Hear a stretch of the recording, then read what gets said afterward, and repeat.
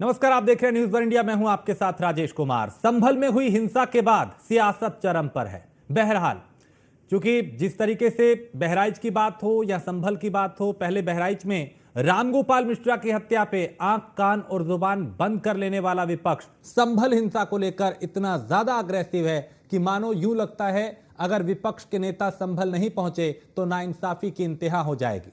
संभल मामले पे अपना सियासी फायदा तलाश रहे नेताओं के बीच एक तथाकथित पत्रकार का एक कारनामा भी सामने आया, जिसमें इस महोदय ने हिंसा में मारे गए लोगों को शहीद घोषित करके धन उगाही शुरू कर दी। यह महोदय किसी देव केसरी अखबार के पत्रकार होने का दावा कर रहे थे। असीम रजा जैदी नाम के इस कथित पत्रकार ने सोशल मीडिया पर बकायदा QR कोड डालकर संभल के कथित शहीदों के नाम पर उगाही शुरू कर दी। फिलहाल पुलिस ने इस तथाकथित पत्रकार को गिरफ्तार कर लिया है, और इसलिए क्योंकि जिस अखबार का पत्रकार होने का ये महोदय दावा कर रहे थे, उस अखबार प्रबंधन ने कुछ महीने पहले ही इन्हें कार्यमुक्त कर दिया था, जैसा संभल पुलिस ने बताया है। सवाल उठता है कि क्या संभल की हिंसा कुछ लोगों के लिए सियासत चमकाने की वजह बन गई तो कुछ लोगों के लिए उगाही का धंधा। सवाल यह भी बड़ा है कि क्या ऐसे में यह क्यों ना माना जाए कि संभल मामले को लेकर जो कुछ भी हो रहा है उसका मकसद संभल मामले में असलियत जानना या अगर कोई अन्याय हुआ है तो उसकी मुखालफत करना नहीं, बल्कि सिर्फ और सिर्फ खुद का फायदा तलाशना है, फिर वो सियासी फायदा हो या फिर आर्थिक फायदा।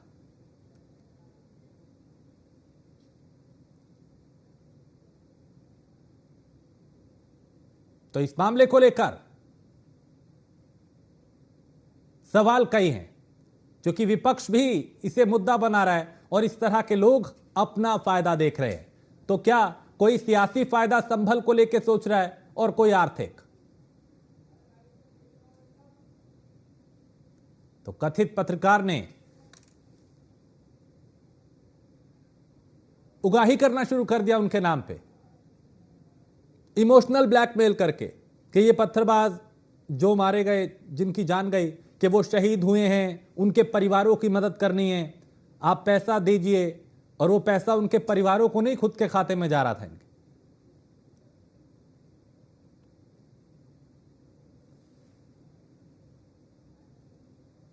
तो संभल मामले पर सिर्फ फायदा तलाशने की एक कोशिश है। विपक्ष राजनीतिक फायदा तलाश रहा है, तो संभल के बहाने उगाही का एक मामला। और संभल से हमारे संवाददाता मुजम्मिल दानिश हमारे साथ। दानिश, इस प्रकरण के बारे में विस्तार से बताएं कि कैसे ये उगाही शख्स कर रहा था, खुद को पत्रकार बता रहा था, इसकी असलियत क्या है और कैसे लोगों को गुमराह करके ये उन्हें ठगने का काम कर रहा था। तो इसके बाद लगातार यहाँ पर लगातार काम कर रही है, लेकिन इसके की करके अचानक सोशल मीडिया पर एक वीडियो आता है जिससे कारपेट लगा होता है, और उससे पहले भी बताया जा रहा है कि कारपेट लगा इसका नाम है। फिलहाल इसको हिरासत में लेकर पुलिस ने जेल भेज दिया है। ऐसी विषय में उन्होंने बताया कि जिस तरह से जानकारी मिली थी इसके पास पड़ताल की गई है, लेकिन अभी इसने कितना धन इकट्ठा किया, कैसे किया, इसी जानकारी में पूरी तरह से लगी है और इसके पीछे कौन कौन शामिल है, जो भी इसके साथ दे रहे हैं, तो जिस तरह से इसके साथ सहयोग कर रहे थे, उन लोगों पर भी कार्रवाई की बात की गई है। फिलहाल आप देख रहे हैं कि इससे पहले भी जिस तरह से लगातार अभी हैदराबाद के सलमान आए, इनके बारे में ये QR कोड का हुआ था, लेकिन अब संभल में ही खुद सोने के अंडा यानी कि लाशों को ब्याज में नहीं बेच रहा है और लाशों को भी नहीं बेच रहा है। कहते हैं कफन चोर, यानी कहावत जो है वो सिद्ध होती हुई नजर संभल में आ रही है कि आदमी मर जाता है, लेकिन और राजनीतिक लगातार संभल में चल रही है। ऐसे में दानिश, क्योंकि ये कहना फिर गलत नहीं होगा कि संभल पे कुछ लोगों ने सियासी फायदा उठाने की कोशिश की और कुछ आर्थिक फायदा उठा रहे थे, और ऐसे ना जाने कितने और लोग होंगे। मैं आपको बता दूं कि जिस तरह से लगातार राजनीतिक बात की जाए, चाहे वो कांग्रेस की बात की जाए, किसी तरह से भी और व्यवस्था की बात की जाए, लगातार यहाँ पर जी ठीक है। हाँ दानिश, कंप्लीट कर लीजिए दानिश। राजनीतिक जिस तरह का माहौल है, लेकिन फिलहाल आप देखते चले कि शिवाज के कोर्ट से दूसरे से पैसा ले रहा था और सोशल मीडिया पर लगातार ये वीडियो चलाता है रहा। इसके एक अपना ठीक है, यूट्यूबर भी बताया जा रहा है। ठीक। फिलहाल पूरी तरह से पुलिस अभी चल रही है। ठीक है, बहुत शुक्रिया दानिश इस तमाम जानकारी के लिए। तो इसी पे बात करेंगे। एक वरिष्ठ पैनल हमारे साथ है, कुछ देर में एक वरिष्ठ पैनल होगा जिसमें राजनीतिक पार्टियों के प्रवक्ता भी होंगे और समझेंगे कि आखिर कैसे जहां बवाल हुआ, हिंसा हुई, आगजनी हुई,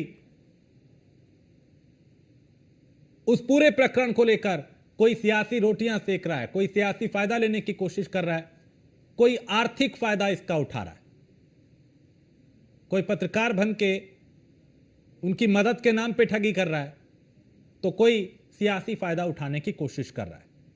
तो क्या संभल को लेके जिस तरह का प्रकरण एक के बाद एक सामने आ रहे हैं, वो कई सवाल उठा रहे हैं। हमारे साथ शिवा सिंह है, प्रवक्ता भारतीय जनता पार्टी के, मोहम्मद आजम खान है, प्रवक्ता है समाजवादी पार्टी के, महामंडलेश्वर अशोकानंद जी महाराज हैं जो कि हिंदू धर्मगुरु हैं, और मुमताज आलम हैं रिजवी जो कि मुस्लिम स्कॉलर हैं। आप सभी का बहुत स्वागत है। शुरुआत मैं आजम जी आपसे करूंगा कि चूंकि देखिए विपक्ष ने सबसे ज्यादा इस मुद्दे को लेकर संभल जाने की जिद की, चाहे कांग्रेस हो चाहे समाजवादी पार्टी हो। आप लोग जाना चाहते थे ये कह के कि हम वहां का सच जानना चाहते हैं, सच छिपाया जा रहा है। लेकिन क्या ये सच नहीं कि किसी ने इसका राजनीतिक फायदा उठाने की कोशिश की और किसी ने आर्थिक, क्योंकि एक तथाकथित पत्रकार वो उनको शहीद बता के उन जो पत्थरबाज थे उनके नाम पे पैसा खा रहा था। तो ऐसे तो ना जाने कितने लोग हो गए। तो ये कहना गलत है कि किसी ने सियासी फायदा उठाने की कोशिश की और किसी ने आर्थिक फायदा। आजम खान, तथाकथित पत्रकार की बात कर रहे हैं, ये बात तो बहुत दिनों से है कि अभी आप रोज पेपरों में देखते होंगे कि साइबर ठगी और डिजिटल अरेस्ट ये रोज पेपरों में होता है। अभी कल ही लखनऊ की घटना है, 2 महिलाओं को डिजिटल अरेस्ट करके 1 करोड़ 90 लाख रुपए ट्रांसफर कराए गए हैं। तो ये सारी चीजें तो सरकार की नाकामी में आएंगी ना। सरकार इसको पीठ नहीं थपथपा सकती है। अगर लोगों को सुरक्षा देने की जिम्मेदारी भारत सरकार, उत्तर प्रदेश सरकार की है। अगर इस तरह की घटनाएं, क्राइम्स बढ़ते हैं, चाहे पत्रकार कर रहा हो, चाहे नेता कर रहा हो, चाहे जनता कर रही हो, कोई भी कर रहा हो, XYZ, अगर वो क्राइम हो रहे हैं, इसका मतलब है कहीं न कहीं जो हमारी सिक्योरिटी लैब्स है और जो चीजें हमें करनी चाहिए, भाजपा को सूट करता है कि हिंदू और मुस्लिम की राजनीति का एजेंडा चलता रहा है, ताकि जो जनता के बुनियादी मुद्दे हैं, न बेरोजगारी पे बात हो, न किसानों की समस्याओं पे बात हो, न जनता के जो रोज के हालात खराब होते जा रहे हैं उस पे बात हो, किसी ऐसे मुद्दे पे ना बात हो, न विकास के मुद्दे पे बात हो, सिर्फ ये हो कि हिंदू मुस्लिम का एजेंडा चलता रहे और काम अपना वोट मिलता रहे, सरकार चलती रहे। आप बताइए, 10 साल से भारत सरकार बीजेपी के पास है और 7 साल से उत्तर प्रदेश की सरकार बीजेपी के पास है। उसके बाद विपक्ष की भूमिका कहाँ आती है? विपक्ष कहाँ से चीजों को, अगर आप ये लोग विपक्ष ने प्रायोजित किया दंगा, संबंध का दंगा विपक्ष प्रायोजित कहते हैं, कैसे कर सकता है? क्या आपकी पुलिस, आपकी LI इतनी नाकाम हो गई है, विपक्ष इतना मजबूत हो गया है कि वो दंगा भी प्रायोजित कर सकता है? इसका मतलब सवाल ठीक मेरे ऊपर समाजवादी पार्टी, ठीक है, मैं जवाब लूंगा इस पे। लेकिन मुमताज आलम, ये मुसलमानों के हितैषी बनके, चाहे राजनीतिक पार्टियां हो, चाहे फिर इस तरह के लोग जो उनके नाम पे गुमराह करके लोगों से पैसा ले रहे हैं कि हम उनकी मदद करेंगे, वो शहीद हुए हैं, भाई ये इसको क्यों ना माना जाए कि संभल पे कुछ लोग अपना ही फायदा देख रहे हैं? अगर राजनीतिक पार्टियां हैं तो वो फिर सियासी फायदा, और अगर इस तरह के लोग हैं तो वो आर्थिक फायदा उठा रहे हैं। देखिए, सियासी जमातें तो सियासी फायदा राजेश भाई उठाएंगे और वो सियासत कर रही हैं, लेकिन जो एडमिनिस्ट्रेशन में है, जो हुकूमत कर रहे हैं, वो राजनीति न करें, वो हुकूमत करें और अच्छी हुकूमत करें। और जो एडमिनिस्ट्रेशन में है उनकी भी जिम्मेदारी है कि वो बेहतर एडमिनिस्ट्रेशन चलाएं। बहराइच का जिक्र किया, सवाल ये है कि बहराइच में हमारा एक भाई वहां पे मार दिया गया, कहाँ थी पुलिस, कहाँ था एडमिनिस्ट्रेशन? क्यों वो मारा गया, क्यों नहीं रोका गया? जिस वक्त वो चल रहा था क्या उसको रोक लेते? अगर या चलिए जब वो गिरा दिया तब भी लोग मारते रहे, पुलिस गायब थी। कहां थी पुलिस? क्यों नहीं रोका? और उसी वक्त मैं बार बार कहता हूं कि जिन लोगों ने उस हमारे भाई को मारा, गौतम को, क्या उसी वक्त पुलिस मौजूद होती? मारने वालों को उसी वक्त गोली मारना चाहिए था। मैं ये कह रहा हूं, मैं ये बात कह रहा हूं। दूसरी चीज ये कि पत्थर आ गया, साजिश हो गई, सब कुछ आ गया। भाजपा के एक साहब तो कह रहे थे कि साहब के 8 ट्रक पत्थर आ गए। सवाल ये है कि हमारा खुफिया एजेंसी कहाँ है? सवाल ये हमारी पुलिस कहाँ थी? तीसरी चीज, आप एक तरफा बात कर रहे हो, दूसरी तरफ जो लोग नारे लगा रहे थे, क्या उनको नहीं रोका जाना चाहिए था? क्या उनसे सवाल नहीं किया जाएगा? मतलब उस पे तो भाजपा राजनीति करे, लेकिन अगर अपोजिशन 10-15 दिन बाद भी जाना चाहे तो उनको रोका जाए। काहे रोका जाए? क्यों रोका जाए? चलिए, ये पत्रकार है और हम लोग भी पत्रकार है, माफ कीजिएगा, कितना कौन को पैसा देता है सबको पता है। कोई नहीं देता है, सब फर्जी बातें, सब झूठ बातें। पत्रकार को कोई पूछ ही नहीं रहा है, कोई नहीं पूछ रहा है, सब मालिकों की तरफ जब मुसलमानों के हितैषी बन के जब ये कहेंगे कि वो पत्थरबाज मरा नहीं शहीद हुआ है, तो फिर कौम को तो गुमराह करके उसका फायदा लिया जाएगा ना। मुमताज आलम, ऐसे बहुत सारे लोग हैं जो आप लोगों को, आपकी कम्युनिटी को सही से गुमराह करते हैं और उसका फायदा उठाते हैं। ऐसे बहुत सारे लोग हैं, राजनीतिक पार्टियां अपने लेवल पे और दूसरे लोग अपने लेवल पे। उसको चेक करे, उसको देखे। लेकिन मैं ये कह रहा हूं कि कौम इतनी जो है वो बेवकूफ नहीं है कि ऐसे कोई गुमराह कर देगा। लेकिन मैं ये कह रहा हूं, 2 चीजें मैं बहुत क्लियर करना चाहता हूं। हाँ। एक तो ये क्लियर करना चाहता हूं कि पत्थरबाजी से कोई मसला हल नहीं होगा। हाँ। जहां कहीं भी, चाहे जो पत्थरबाजी कभी ना करे, कभी उससे मसला हल नहीं होगा। नंबर 1। नंबर 2 ये कि जो हमारी पुलिस है वो राजनीति में न पड़े। पुलिस का जो काम है, एडमिनिस्ट्रेशन का काम है, वो जरूर करे, उस पे तवज्जो दे। और मुझे और तीसरी चीज कि जो हुकूमत में, देखिए, पार्टी और हुकूमत दोनों में बड़ा फर्क होता है। बीजेपी के अध्यक्ष राजनीति करें, वो सब करें, लेकिन जो मंत्री हो, जो मुख्यमंत्री हो, वो राजनीति न करें, वो सबको एक भाव से देखे। और मुझे लग रहा है अगर ऐसा हो गया तो मामला हल हो जाए। ठीक है। शिवा सिंह, चूंकि चाहे मुस्लिम स्कॉलर हो या फिर सपा प्रवक्ता, वो यही कह रहे हैं कि अगर कोई कथित पत्रकार, फर्जी शख्स अगर इस तरह की उगाही करता है, वो भी प्रशासन की नाकामी है, और संभल में जो हुआ वो भी सरकार और सिस्टम की नाकामी की वजह से हुआ। इसका जिम्मेदार सरकार है। देखिए, चाहे संभल की घटना हो, संभल की घटना को भी एक दिन का भी कर्फ्यू लगाए बिना, एक दिन का भी कर्फ्यू संभल के दंगे में नहीं लगा और दंगे को कंट्रोल कर लिया गया। पत्रकार की बात है तो पत्रकार भी, जैसी सूचना प्राप्त हुई, पत्रकार भी तुरंत अरेस्ट हो गया। लेकिन जिस तरह से हमारे सपा के प्रवक्ता और मुस्लिम स्कॉलर भाई जिस तरह से इन घटनाओं के पक्ष में खड़े हो जाते हैं और उनको बचाव करने का प्रयास करने लगते हैं, तो मुझे लगता है ऐसी प्रवृत्ति बढ़ने लगती है समाज में।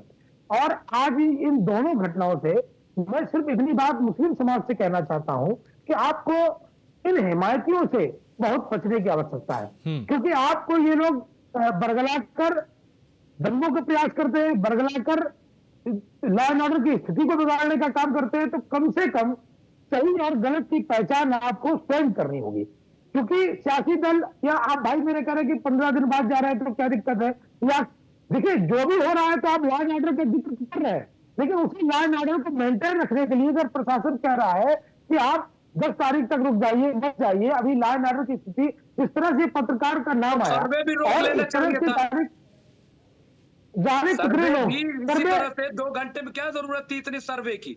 अब क्या जल्दी आप क्यों किया गया? मेरे बिलाल जी आप कहेंगे कि कोर्टों को बंद करा दूंगी इस साल के लिए, आप कहेंगे कोर्टों को बंद करा दूंगी इस साल के लिए करना भाई, आपके कहने से नहीं बंद हो जाएंगे। देखिए, किसी को जाने से नहीं रोका जा सकता। राहुल गांधी एक संसद में अपोजिशन लीडर है, उनको जाने से नहीं रोकिए, बल्कि ऑर्डर मेंटेन कीजिए। प्रशासन अपना काम करेगा, प्रशासन को रोकने के लिए अगर आप प्रयास करेंगे तो लॉ एंड ऑर्डर की स्थिति कैसे बरकरार रहेगी? और लॉ एंड ऑर्डर तभी होता है जब कोई घटना घटे और उसको रोक लिया जाए, उसके समय पर नियंत्रण कर लिया जाए। तो इसका मतलब है कि लॉ एंड ऑर्डर अपना काम कर रहा है। सीख के आ गए मेरे भाई, अरे सीख के आ गए कि बाद में फिर क्यों सिक्योरिटी चलती है पीएम के साथ, क्यों सिक्योरिटी चलती है मुख्यमंत्री के साथ, क्यों हर जगह जिस तरह से विपक्ष वहां जाने पर आते हैं, जिस तरह से आप कह रहे हैं कि 15 दिन बाद भी उनको जाने से क्यों रोका जा रहा है, इसीलिए रोका जा रहा है। इस तरह की तमाम घटनाएं अरे भाई, तो जब बगैर कर्फ्यू लगे स्थिति को कंट्रोल कर लिया गया तो जाने क्यों नहीं दिया जा रहा?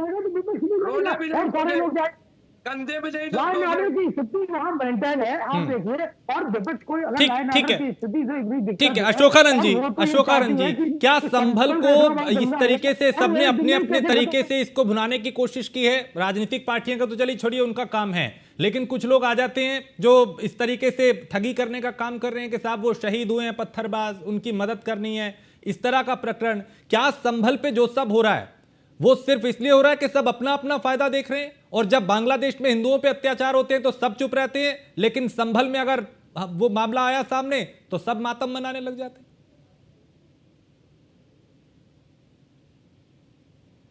अशोकानंद जी,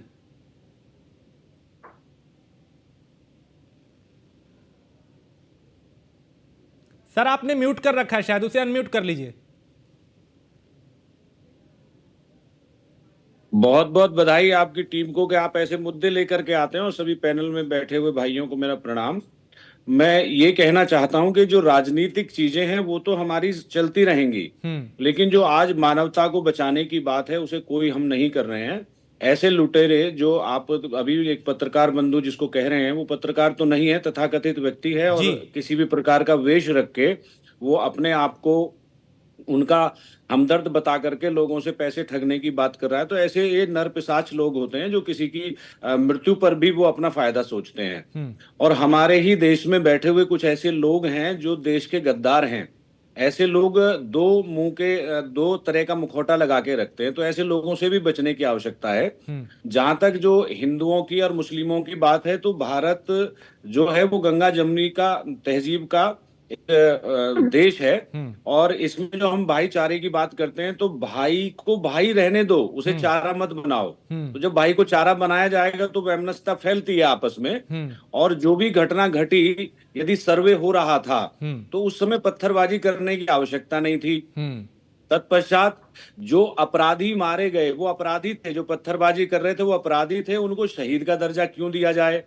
दूसरी बात ये कि जो आप हमारे भैया बैठे हैं जो सपा से भी हैं, या जो मुमताज जी बैठे हैं, बांग्लादेश के विषय में कुछ नहीं बोलते, और जो हमारे बीच में आपने सुना ही नहीं कभी, इसी प्रकार से देखिए, हमने आपको शांति के साथ सुना। सुना है। ममता जी, आप थोड़ा सा शांति से सुन लीजिए, उसके बाद आप अपना जवाब तो आप दीजिए। इल्जाम न लगाइए अपनी बात। मैं इल्जाम नहीं लगा रहा हूं, मैंने ये नहीं कहा, मैंने कहा आप बोल, इल्जाम नहीं लगाया कोई। आप इसी प्रकरण में अभी बोले ही नहीं कि बांग्लादेश में जो अत्याचार हो रहा है वो हमारे हिंदुस्तानी है, हिंदुओं पर अत्याचार हो रहा है। मुसलमानों से ही अपेक्षा कर लेते हो और इल्जाम शुरू कर देते हो। भैया कुछ इल्जाम नहीं लगा रहे, हमने क्या सिर्फ किया कहा है आप कितना कृपा करके प्रोटेस्ट किया, शांति से बात को सुने और समझे पहले हम क्या कहना चाहते हैं। पहले पूरी बात को सुनिए। हमने, आप बीच में बोल रहे थे तो हमने बोला नहीं आपके बीच में, आप बोल रहे थे, हमने बोला नहीं।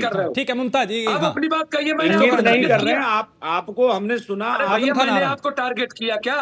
नहीं नहीं, बात कहिए ना। मैंने भी आपको टारगेट नहीं किया, व्यक्तिगत नहीं कह रहे, मुमताज व्यक्तिगत नहीं उन्होंने कहा। बोलेंगे नहीं, तो आप थोड़ा सा शांति से सुनेंगे, बात को समझेंगे तभी तो। अब आप जो भी बोलता है आप उसके बीच में बोल जाते हैं, आपके बीच में तो कोई नहीं बोला। करूं क्या किया? यही समस्या है, हमारे अलावा कोई दिखता नहीं ना। ठीक है मुमताज, अभी अपने नंबर पे, अपने टर्न पे, अभी अशोकानंद जी बोलेंगे, मैं आ रहा हूँ। दिखता नहीं आपको। देखिए, जो जहां तक लॉ एंड ऑर्डर की बात है जी, यदि ये घटना किसी और सरकार के बीच में हुई होती तो मैं समझता हूं कि वहां पर बहुत बड़ा बवाल हो चुका होता और बहुत बड़ी घटनाएं हो चुकी होती, लेकिन वहां पर एक दिन की घटना के बाद कोई दूसरी घटना नहीं घटी है। यानी और नियंत्रण कर लिया गया, सिचुएशन को कंट्रोल कर लिया गया। ठीक है आजम खान, आप कुछ कह रहे हैं जल्दी से। देखिए राजेश जी, बांग्लादेश की चर्चा हो रही थी। बांग्लादेश में हिंदू समाज के साथ जो भी घटनाएं हो रही हैं वो दुखद है, और भारत सरकार ने जब सर्वदलीय बैठक बुलाई थी तो पूरे विपक्ष ने एक सुर में कहा कि भारत सरकार जो भी कदम उठाएगी हम बिना शर्त उनके साथ खड़े हैं। इसमें कदम तो भारत सरकार को उठाना पड़ेगा ना राजेश जी।